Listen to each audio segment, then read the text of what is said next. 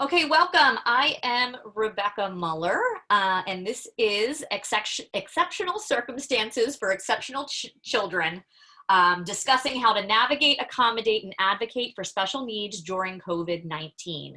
This is episode 5 of the weekly series, and today we are focused on IEP goals and objectives during times of uncertainty.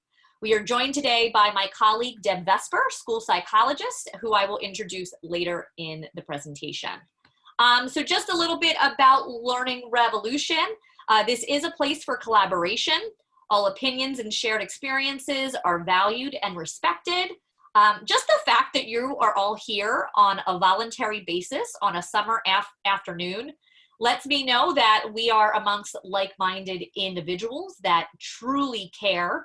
And I applaud you all for your wonderful work, because this is not an easy time for any of us. But so more specifically, we as special education teachers are responsible for tracking progress. And when the kids are at home, who's responsible to be keeping the data? How do we make sure the goals are being met? I was looking at some of your preliminary questions in the Slido, and I see that, so much of the school year last year while we were remote was spent on just teaching the technology.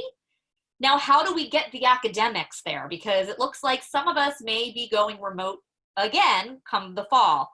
Are we going to need to rewrite the IEPs to completely be different in order to meet the needs of distance learning? And what about people who are doing hybrid? What does that look like? So just some points of business. If you are like me, you've been looking at the internet for tools and resources to just try to get by the last few months. And now we have to get ready in anticipation for the next few months. You're here today because I'm sure you have the same question I have. I couldn't believe when I posted this last Saturday night, 11 p.m., 15 minutes, I had over 150 responses. I was floored. And as a person who had a speech IEP growing up, the idea to speak to all of you is frightening and exciting. So I hope that this will be a place of connection. As I mentioned, if you got here via the email, this is not a training. There is no certificate of attendance. We cannot give legal advice. Each individual child's program should be reviewed by their districts to determine the efficacy and appropriateness. We want to focus on solutions, not the problems. We know what the problems are. So those of you that were in my waiting room, you know that it is time to enter the unknown. We don't have the privilege of knowing what this looks like. We don't have a publisher out there who is listing all the best ideas. We have each other. So for the scientists in the room to know what works, we need to test it again and again. Fortunately, we haven't had pandemics again and again. In a world filled with quantity and not quality, we truly need to rely on one another, community, those wonderful grassroots approaches. Unfortunately, our leadership at the top has not provided solid information because I think everyone's afraid to be wrong. But in uncertain times, we need innovation. And with that, I welcome you to Learning Revolution. Because I would really like to know who is in the room today. If you could go to slido.com and use the code there listed. It's number 74398. We're going to have a couple of polls to get a better idea of who the audience is. So in just a second, we will go there. So I'll give you some time to get that situated. Like I said, if you're on a phone, it's easy to go on your computer or vice versa.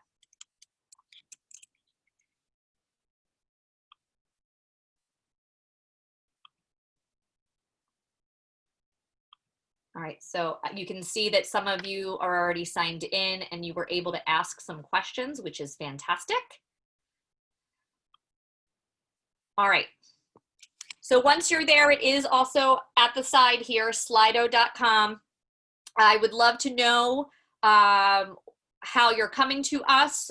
You can select several different roles. Since I know some of us also being a parent has its own issues. So feel free to select more than one option, including there's the private and public school sector.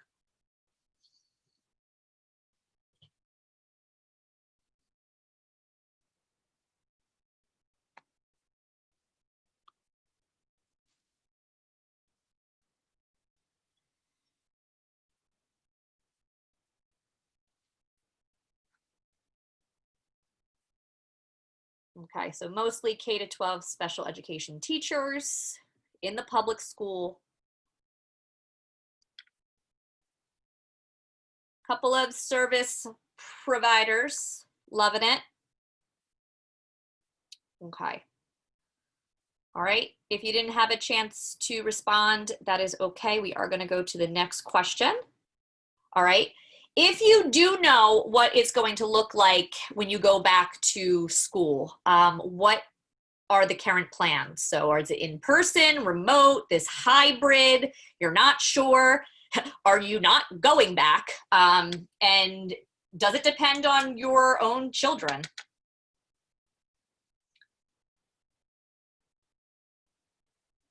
Interesting.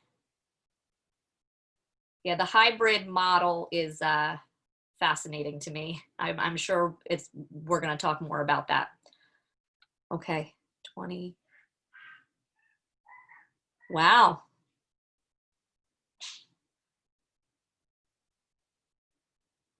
All right. Fantastic. So it looks like a lot of you are going to remain remote, and I have a feeling that as things happen at some point in this year, you may be going back to remote. So it's really good that we are here. And then lastly, the last question, if you could rate your experience of how your team was at tracking goals and objectives during remote learning, 1 star being didn't go so well, 5 stars to being you have plenty to share and you're excited to share your experience, that would be great. Oh, where'd it go? Here we go. Something went wrong. Please try again. Love that technology. There we go. Oh, yay, we got some superstars. Oh, I can't wait to hear what you have to say. Those of you that are listening in right now, we're just taking a poll. So it looks like we have people who are in the middle of the road. It's a little bit heavier on the not as effective side, but I am curious to know who my 5% at the top are. All right. So if you're not familiar with the Slido website, I guess it is, this is free. You're allowed up to a couple of questions. It's a great way for that live interaction. Feel free to take this back with you as something that you can use. In addition, as we're going along, just because it's sometimes, I encourage you to use the Zoom group chat to make connections and to talk to one another. If you would like some specific questions that come up and you don't want to forget it, if you're like me and you need to write it down, feel free to also use the Slido, the question and answer section, because that will store all the questions in one place. So we can continue the conversation when we're not in the show. All right. So let's get going with the actual, what we're doing today.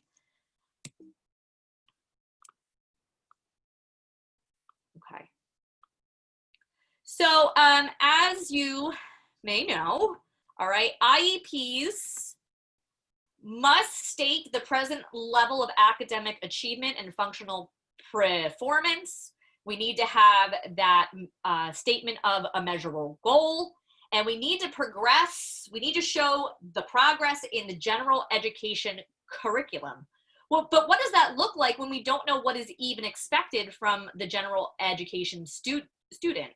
Many districts did not teach any new material and only focused on review. So in theory, this could have been a wonderful way for kids to catch up. But as we all know, that was not the fact, because there were so many inconsistencies in the guidelines. We've never dealt with a pandemic. There were people who were actually sick, or now we're dealing with the trauma of isolation. We had students that were in unsafe environments. So where do we go from here? I think COVID-19 really unmasked the reality that schools do so much more than just the academics. So it's interesting. I scoured the web to try to find good guidelines for special ed specifically. And if there's anybody here from Illinois, Illinois had the most thought out plans. They even have plans for those with severe intellectual disabilities. Whatever is going on there in their DOE, I applaud you. I want to know more about it. But for the most part, I know for me, there was no guidance. The general education was one battle, but then what was needed for special ed was even more of a battle. So some of the guidelines that Illinois had was that, the IEPs needed to remain in place. The focus was on the team, making sure to adhere to all those local procedures within your state. It really emphasized structure and consistency, which in this global pandemic world of parents not having jobs or having jobs is incredibly hard. In addition to that, it looked at the core beliefs of relationships. Relationships are ideal because without that relationship, kids are not going to sign on to your class. And it's just so important when we're all in this isolated state, that your resources should be broadly viewed, which we're going to talk about in this presentation today. And, we need to believe that all students can achieve growth, whether home or at school. But what does that look like? And what I want to know, how are we going to track this? So this led me to have multiple conversations with my colleague, Deb Vesper. She is somebody who I know values strong relationships. She has been practicing school psychology in New Jersey for 21 years. She has her master's degree and school psychology cert from Rowan University, as well as her supervisor certification from Seton Hall. She's an adjunct at Fairleigh Dickinson University, teaching classes that include correction of learning disabilities and principles of collaboration and consultation. For the last 10 years, she also supervised school psychology interns during their field experience. Deb has been married for 22 years, which is a wonderful achievement in its own right, has an 18-year-old daughter who recently graduated high school, and twins, a boy and a girl, who will graduate in June 2021. She has strong experience with varying disabilities from ages 3 to 21. And her core beliefs are that all children can learn when provided with the right goals and support, and parents can and should be a part of that process. So without any further ado, Deb, take the floor. Do I need to unmute you? All right, can you hear me now? Yes, we're good. Great. So I love the enthusiasm with which you say, I believe that everyone can and should learn. And we should include parents, because that is really something that I hope that people take into consideration while we go through what is going to be some kind of odd transition, I imagine, because even though we'd all like our kids to be back in school with the expertise of teachers administering the IEP goals and objectives in the classroom, that may not be reality. So we have to know when the kids come back to school in whatever form that is, whether we're remote, whether we're hybrid, whatever hybrid looks like in your world. We need to know where our students are starting. There's a chance you may know most of the students you work with. There's a chance you may be getting all new students. If, for example, you are a high school teacher and you are getting new 9th grade students whom you've never met. So we have to start from point 0 and move forward. We need to monitor their progress, and we have to do that in a reliably standardized way, or systematic, not so much standardized, in a systematic way. And we're using our information that we monitor in order to be able to get our status of where the student is performing and where they're achieving, so that if we had to write an IEP at this moment, we could have that information input into the document and it could go with the student. We really need to be critical when we're choosing what skills we're going to look at and what we're going to develop, because if we're not critical, we could make very generalized goals and it could serve student A, B, C, D, E, and F. Each student's different, so we really have to look at them independently. So we have something that we use called SMART goals. And I think you can use this for any other thing besides education, but most definitely in education, we have this acronym. You need to be specific in what you're doing. So like I said, each child is individual, and we want to know what that child has to accomplish, and where will they do it, and you have to know why it's important to that child to be able to develop the goal. We have to be able to make sure we can measure it. How many times are we going to assess the skill? To what extent does the child or to what extent does the student have to complete it? So in other words, some students may need to achieve a skill 60% of the time in order for us to know that it's an acquired skill or mastered. Some students are going to have to do it more than that for us to know if they really can accomplish it.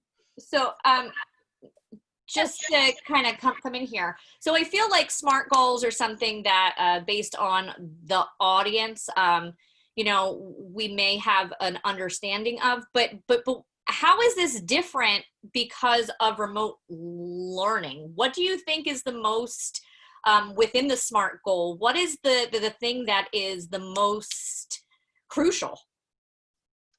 I really think that the most crucial part is, I think there's two. For me, it's relevancy.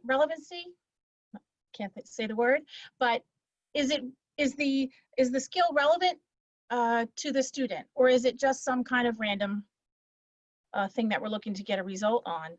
And beyond that, I guess, can they acquire it? Is it attainable? Can they work towards it? And how as school staff can we help our parents and our families get the students to achieve these goals? Because we're looking to accomplish this over time, but we don't have an indefinite amount of time. So I would love to take this to the floor for a little bit. Is there anyone here who would like to speak to this?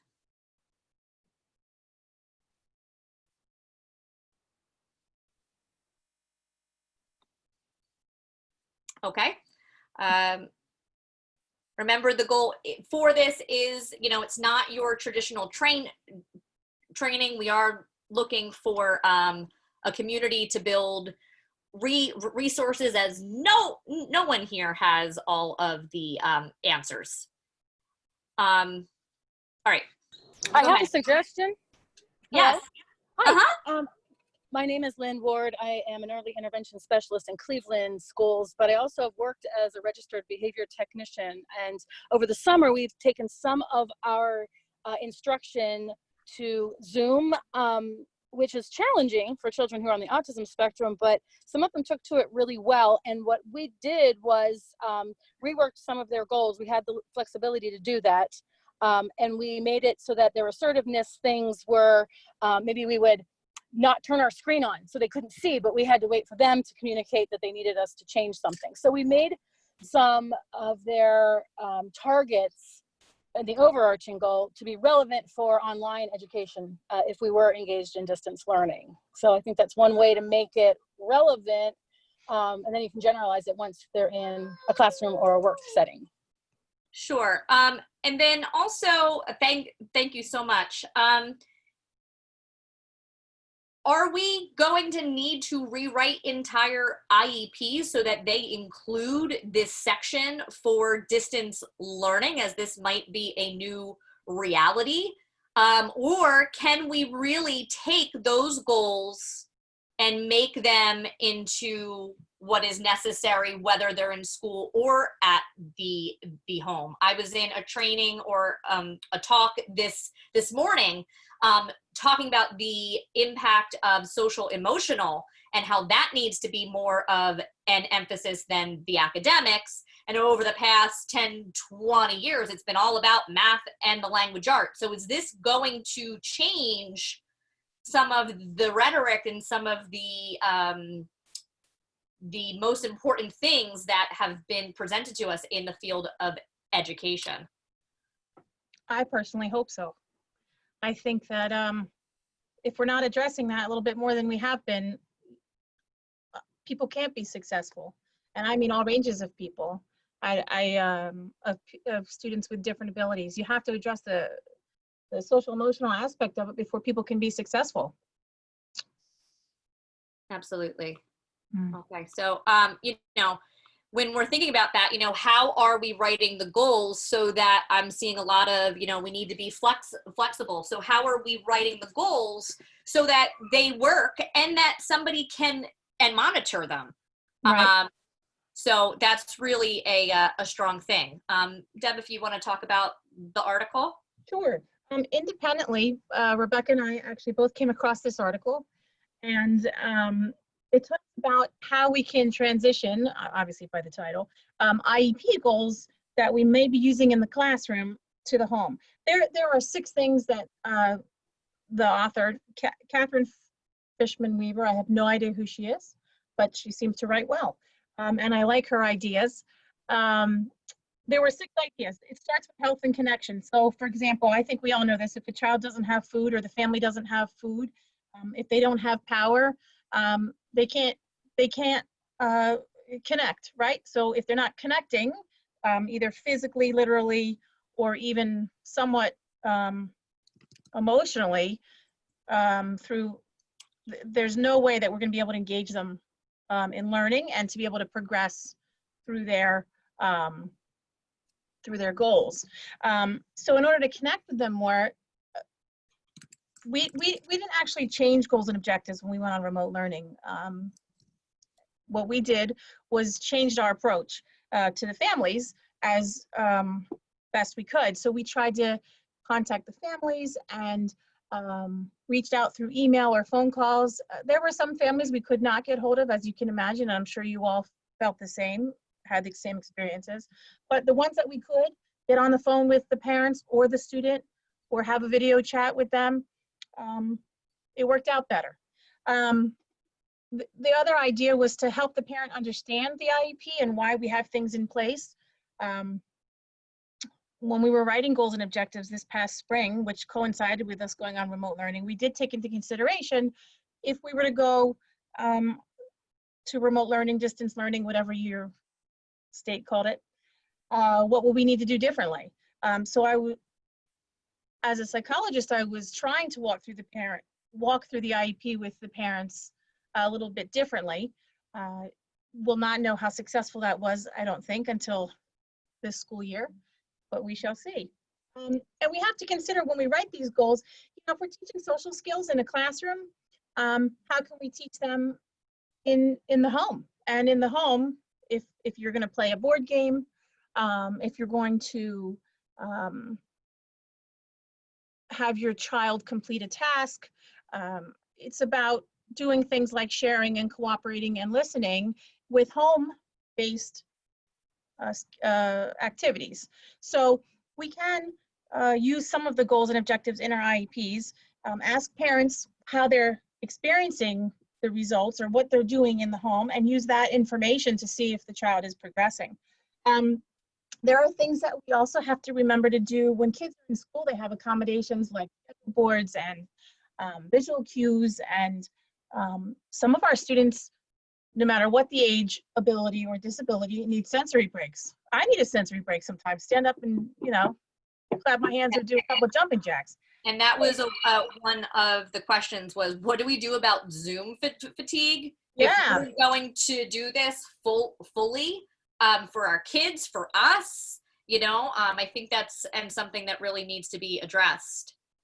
I think that we can't have children sitting for 4 hours on Zoom. I don't think a teacher wants to sit for 4 hours on Zoom for sure.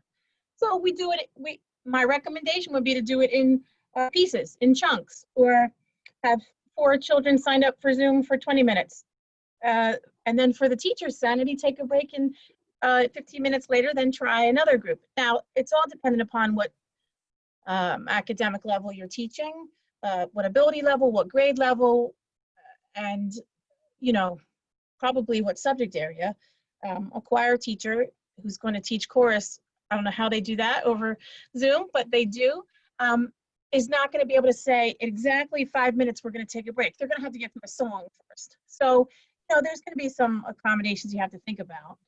But on top of all that, all of this is built around making relationships with families. And I know as educators, that is something that we prefer to have our relationships with the children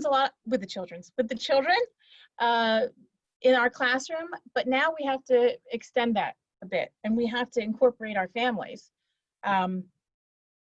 We have to have a relationship with them so that we can suggest to them what to do. So I'm not certain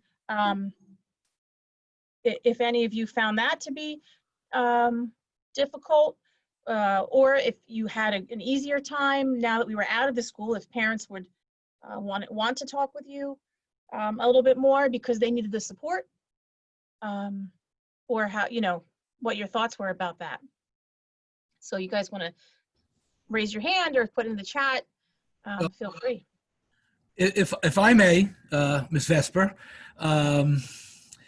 just a couple of things. In going back to something we talked about a little earlier with the IEPs and whether it's going to be written for remote learning or hybrid or whatever, not advocating for more IEP meetings, but is it possible to change the dates and maybe make them almost by quarter or semester, depending on where we are, whether remote or hybrid or in person, and then adjust? So what I mean is, if we start, say, a student is remote learning and write the IEP from September to the end of the first marking period, and then review. If we go back to in person, then reevaluate the goals. If not, just continue it. And then the other thing I just want to mention, talk about parents monitoring them or helping the parents get involved. Especially in the secondary level, I think we understand that a lot of times these students are going to be on their own. Mm-hmm. They may not have parents at home, or you may have families where you have multiple children in multiple grade levels, where you may have one parent at home who realistically cannot watch, say, a 4th grader, a 7th grader, and an 11th grader. So how does that come into play? Thank you. Yeah, no, those are all wonderful points. I know that with that hybrid, some school districts are doing it where a parent has to commit to like a 9-week, which is basically a quarter, 9 weeks, whether they're going to be at home or at the schools, so that the schools can plan appropriately. And that's interesting to think about, is that, do we have to completely be innovative and think outside the box? This is an unprecedented time. I'm very sick of that word at this point, but we can't just do it the way we've always been doing it, because it's not a world that is the same as we know. So I think that it's really important. I wanted to share this quote. You know, there has to be a level of trust that the school is inputting what the parents say. It's almost more deliberate and focused online. So this was from an article from the districtadministration.com. And what's interesting about that to me is that, once again, COVID unmasked things that we already know. I can say for myself that something like tracking goals and objectives is probably something we all needed help with prior to all this. But now we have to be very creative with it. And I am going to just zoom ahead a little bit because I value all of your time. You know, we do have the ability for digital data collection. And what is great about that is that if we, you know, as a parent of a child with a speech delay, I know that when I meet with his therapist and she tells me to do X, Y, Z, I'm split brain, right? I want to help him because he's my child, but I want to help my own students and I want to be a part of the solution. And it's really hard. So how can we make it easier for the parent to track that? I would love to know if you came up with something great. I know that Deb wanted to share something that she found. You know, and it's about being very focused of what the goals are.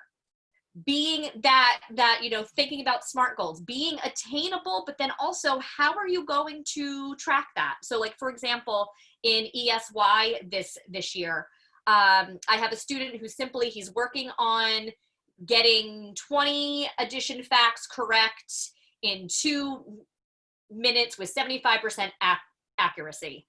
And we're keeping track of that together. And I think that if some of the kids, if they're able to see progress and we're able to share it and make them more a part of the process. I feel like sometimes parents and the students don't always see how the sausage gets made.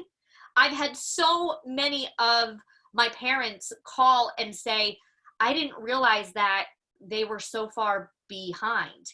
You feel like you communicate because you have a report card and you have this, but maybe we haven't been communicating in the best ways, right? Because if the parent is not with us, not as much progress gets done. And of course it's hard because everybody comes from a different background, but then how do we as a team and the educator help them get there? We can't just throw up our hands and be like, oh, well, that kid is never going to learn. That's the antithesis of what we're there for. So Deb, if you just want to share your tracker, I do have it up so I can and pull it up. But if you want to talk about it. You know, I for the last 10 years I've worked at the secondary level. Prior to that I was in pre-K to 8. But I think you're right that there are homes that have 3 children who are, you know, 10, 13, and 17, and they're all doing something different, and a parent can't accurately or can't reliably help all of them all day, every day, because, you know, we have a thing called a job a lot of the times, and, you know, we're not able to sit with each child for 3 hours every day and help them. So for older kids, for older students, I would say middle school and up, if they are capable of it, I would have them start tracking their own sheet. This is something that I do with students for social emotional purposes, and we've translated it to work purposes. We did this past spring with some students, some successfully and some not. We started with a Google Doc that we shared, and I had them check off when they completed work. There is someone in a group who I belong to who shared this. They have I think Rebecca's going to put it up, a behavior monitoring system that you can use. You just make a copy of it and you're welcome to use it yourself, modify it however you like. You can use it for any type of behavior. If you show them the directions slide, it shows you, it comes up with a graph, but what it does, it tells, there's a tutorial about how to use it, but there's also the goals listed. So complete the task or use a calming strategy or follow teacher directions. Those are 3 distinctly different goals. But if I were the teacher, I would just simply have 1 goal at a time on the sheet and not have all 3. 1 goal at a time, possibly do the 1 goal for 2 weeks, another goal for once they hit whatever mastery level that you determine would be appropriate, then add the 2nd goal. But they can score themselves based on the system that you come up with, and they can track the data and you can see it as well. So there's a way for you both to share their understanding of their progress, or if they've had a bad day or a couple days, you have to figure out why, what's going on. And this is something that you can use at home, at school. A parent can see it, an older student can use it. I know we are not supposed to ask parents to monitor goals. I'm not asking parents to take data. I ask parents for their input. I feel if we're on a remote instruction situation or distance learning or whatever the word is that you like, sharing that chart with a parent is not asking them to do the work. It's letting them see what's going on. If they want to put comments in, they should. Remote learning is about us instructing the kids, and the parents have to follow through in some way at home to help support us.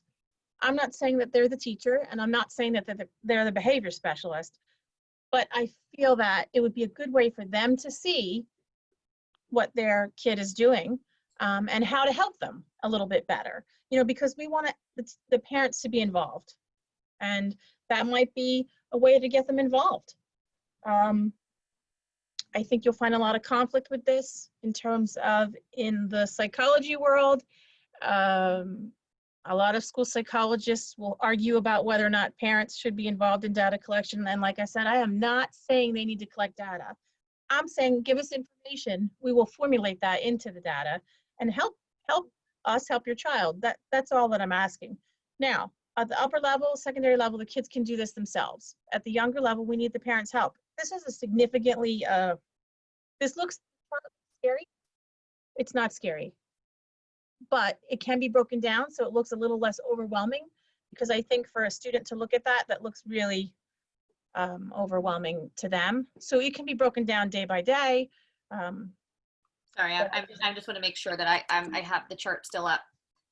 I don't know. I don't think so. No, not yet. Here we go. Yeah, so I mean, if you look at the chart on week 1, or the directions slide rather, for example, it's really completely filled out, but you can break it down however it works for your child. You're a student, you're a parent, you can do it for your own child. You're a teacher, you can do it for certain students in the classroom.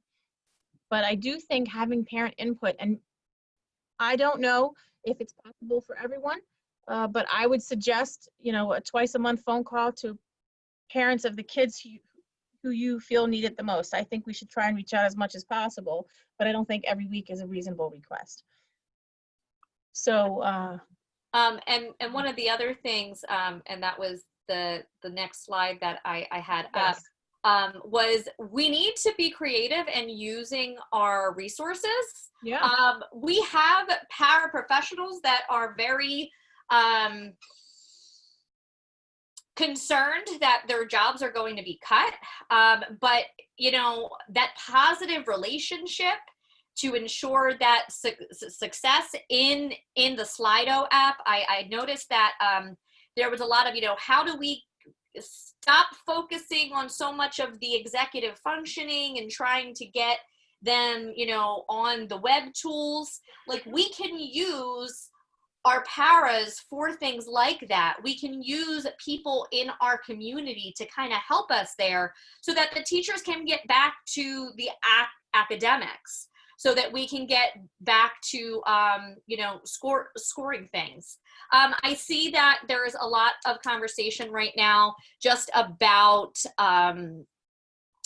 what types of tools you've used. Classroom Dojo, I use that myself, and that really helps to communicate with the parents. Did anybody use that remotely and would like to speak to that? I see, Renee, you said that you use it for communication, but how did that go remotely? Because we used it in the beginning of the school year, we just continued it through and used it even more so whenever we had to go remotely in March.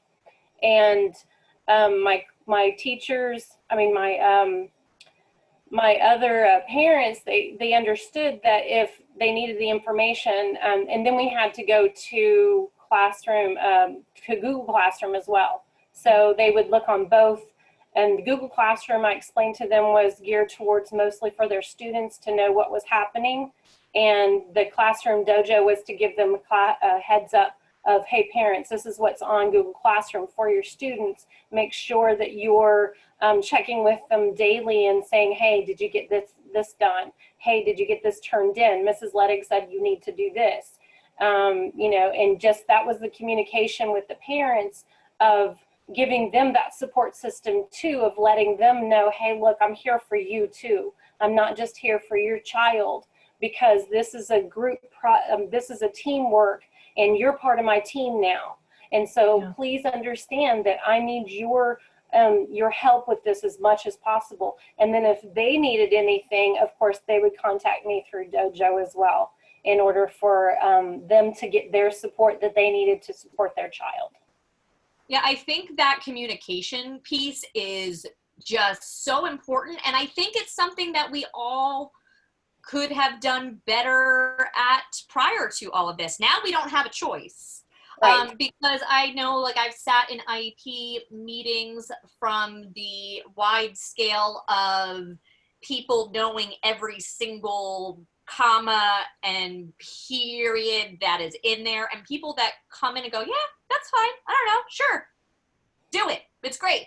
So, like, there's going to be a different level of engagement, but if we're going to approach these hybrid remote environments, if there has to be some accountability there, and to really think outside the box.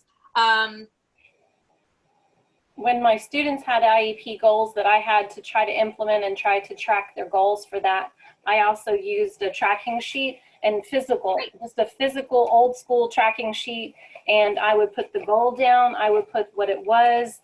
And in those particular children who had the IEPs, I tried to include them in the conversations and then pull that information from what I was getting from them. Not just because of a lot of them couldn't get the technology part of it. So I had nothing to grade.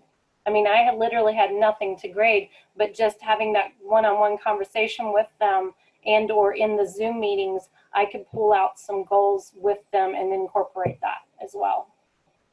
And when we're talking about all this, we're talking about kids from all different levels. And I think that's some of the questions that I'm seeing pop up.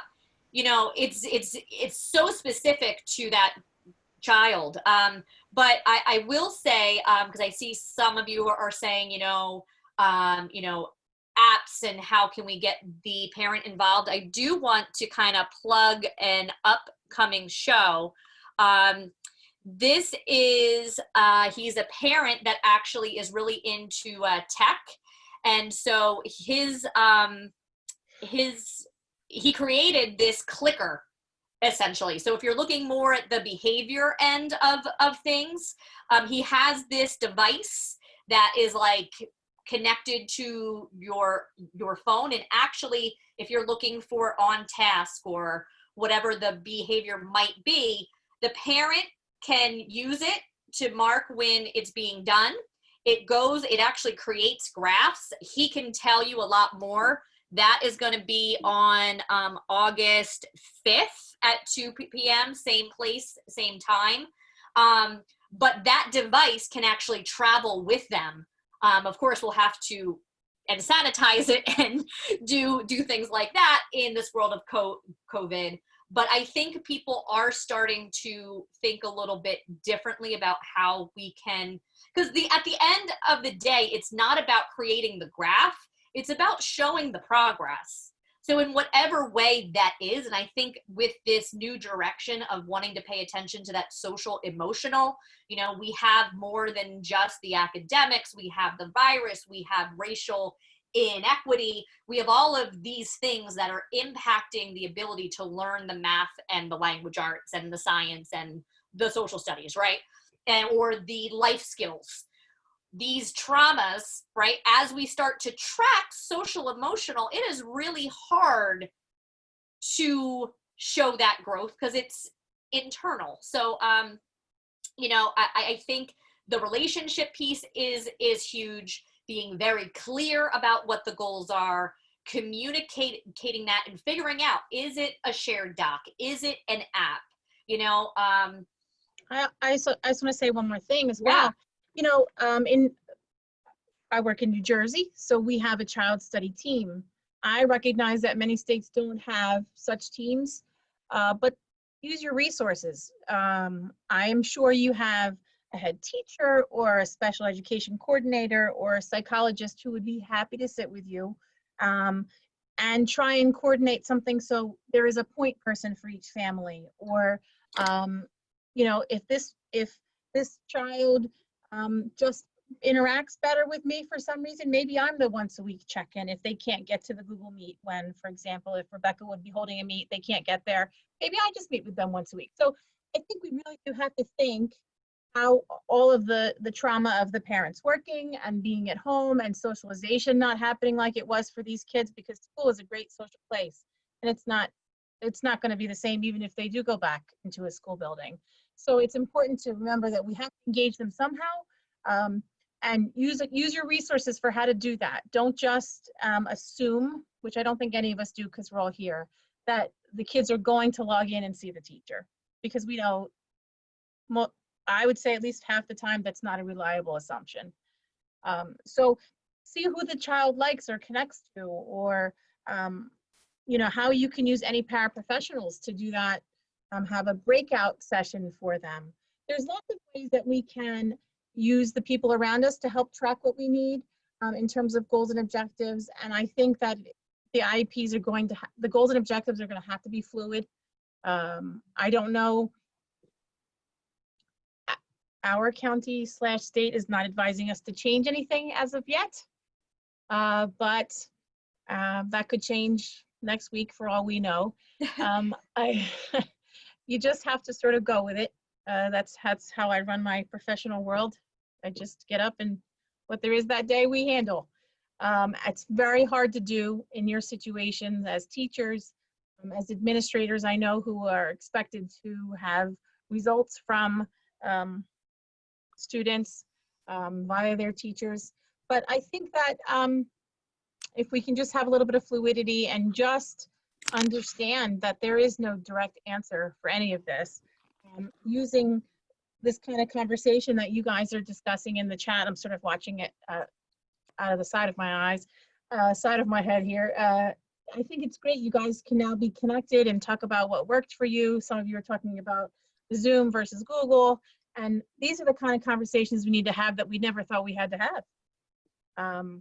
You know, so I think that even as adults who try and figure out the technology, it is going to take some time to get a little bit more adjusted, even though we were thrown into it last spring.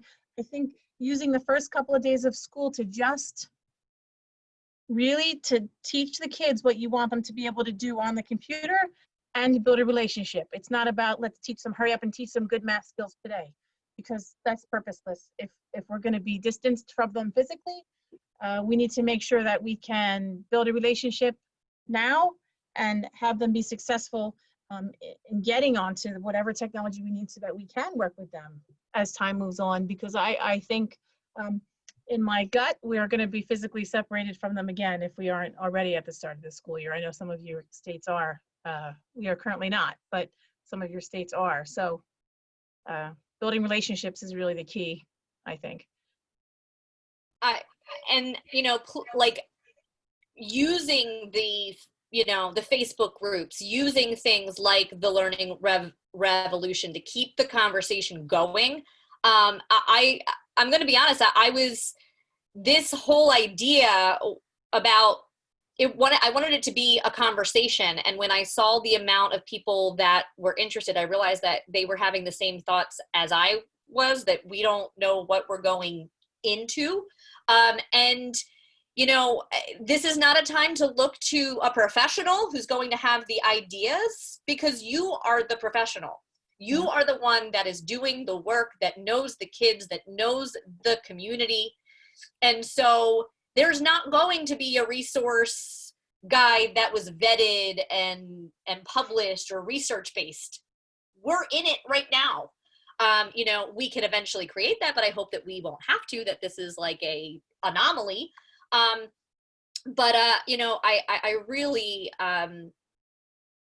really value just everything that you're doing, the fact that you're here. Like just today, I realized I was trying to do the 2 computer format thing, and half the time I was speaking, you couldn't see my face. Figured that one out. We're constantly learning. And if we don't approach it from that perspective, give yourselves and your parents and the children, give yourself a little bit of grace, because we're all in this curve. How do you combat the issue of people who for the students who cannot stay focused or physically engaged? I think that's a fantastic question. I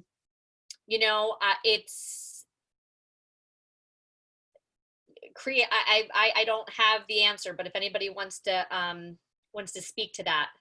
I think Renee does. Sorry, I was trying to unmute myself.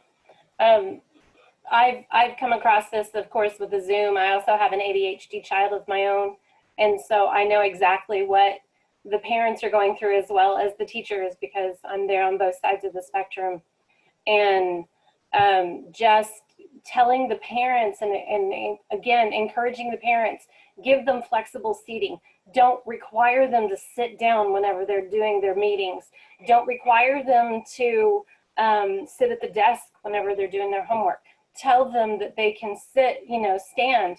Tell them that they can, after 10 minutes, turn circles 5 times and then start again. Right. Let's do, like we were talking about, brain breaks. That is so important. I had a parent that stressed their kid out so bad that I saw it on the kid's face. The parent was in the room whenever we were doing the Zoom, and whenever the parent left, I go, hey, look, dude, get up, jump 5 times. It's like, I'm trying to encourage them, because this is the same thing that we differentiate in the classroom and giving them the alternative seating. We have to do that as well and encourage them to do the same at home, because that's their learning environment right now, and we have to adapt just the same. And I can't thank you for sharing. And I can't agree more that we don't have the leadership that we need.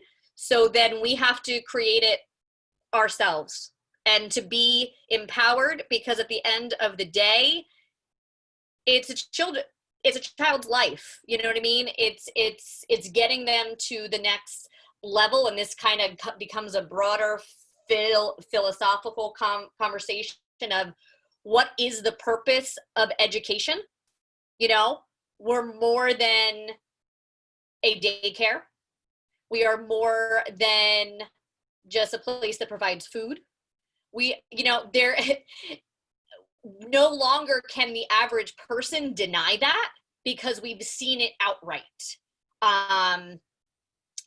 Those of you who do have strong leadership in your district, that's amazing. I implore you to share what you're doing. It helps no one if we keep information to ourselves. Just today, on one of the special education Facebook groups that I'm a part of, I was able to begin to create an accommodations list. I can send that to all of you who asked for the slides, just what works. So when you have a kid with ADHD, I have one kid that in his desk drawer, he keeps a rubber band and he stretches it and it helps him and he sits there the whole time. That's fine. You know, thinking of just simple things that maybe we just haven't thought of in the home environment. And then also we're going to have to think about what that looks like when we're socially distanced, because that whole zone of proximity thing kind of goes out the window. So, I mean, this is a continued conversation. I want to be aware of time. Please, please, please, if you are on the Learning Revolution site, if you join the group, I will be posting anything that comes along. You can also be a part of that discussion. The reason why Learning Revolution has the sign up process is because we're looking for people like you who want to be here and not just, you know, a vague, we're not looking for likes, we're looking for engagement. So those of you who would like to stay on so I can help you with that process, I would be more than happy to do that. Please share. I hope that you got something from this. I will be sharing the, I would like to share in the chat a survey. And I just lost you all. There you go. So without any further ado, we are going to end today's session. So I am going to stop recording.